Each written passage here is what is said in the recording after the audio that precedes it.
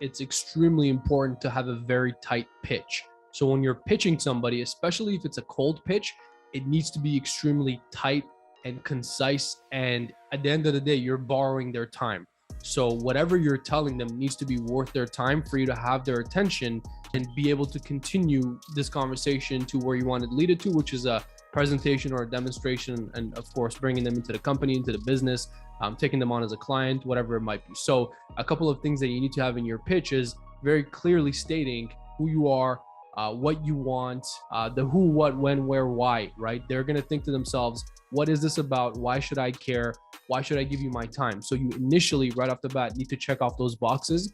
From there, you need to have your big claim. You need to have the reason why you're actually talking to them, why they should care, right? How you're going to help them. What is that bigger picture here, right? So you need to cover that as well.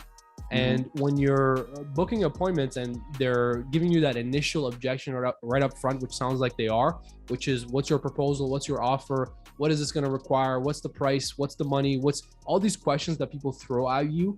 It's completely normal. It happens in all different industries, regardless of what industry you're in. That's going to happen when you're pitching people, especially in a cold pitch. The one thing that you should always do is maintain control of that conversation. Keep your composure and maintain control of the conversation. Because if you start to address and answer any and every question they just throw at you, now they're dictating the conversation. They're dictating the rhythm. You're not actually controlling the conversation.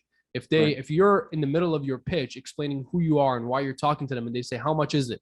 Or what's it going to cost me? And you say, this much money. Now you've just completely lost rhythm. You've gone from one train of thought to another train of thought. And now they're going to ask you a follow-up question on that, or they're going to say yes or no, not interested, no, thank you, whatever it might be. Now you've just completely locked yourself out of that deal and cost yourself a deal, right?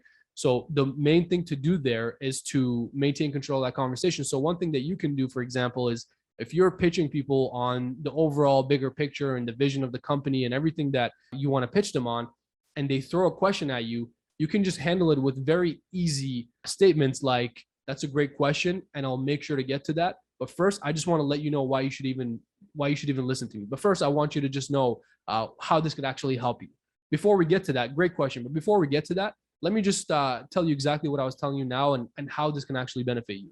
So you just acknowledge them, but you continue down that process. It's the same thing with money, right? With money objections, with price objections. When you're pitching somebody and they say, okay, that's all good, but how much is it?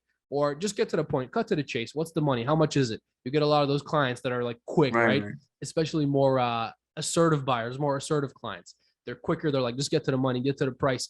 A lot of times you can just handle that by saying, you know what, that's a great question. And I'll definitely get to the price and I'll give you all the information you need and more. That's exactly why I'm talking to you. I'm the best source of information that you have. And I'll make sure to get everything to you. But first, we don't even know if this is a fit for you. We don't even know which product or which package or which service is going to make sense for you. So let's identify that first. Let me explain to you exactly what they entail and what makes most sense for you first. And then I'll get into the price and the money as well. Sounds good? At the end of the day, the point is with cold pitches and with what you're looking to do, you need to control the conversation. You need to control and dictate the rhythm of the conversation. And when you're getting these questions that are meant, whether consciously or unconsciously, to throw you off track, you have to maintain composure and keep control. You have to acknowledge them because you can't go on without acknowledging them. It comes off as disrespectful. They're not going to listen to you. You're going to lose the rapport, the agreement that you have with them. So you have to acknowledge them and do it with a smile and do it with a great attitude. But then you continue to move yourself down that process and with the direction that you want to take it, letting them know that, hey, I'm the expert here. I'm the expert in this space. I'm here to take your hands and show you the path, show you what makes sense, and just taking them down the process.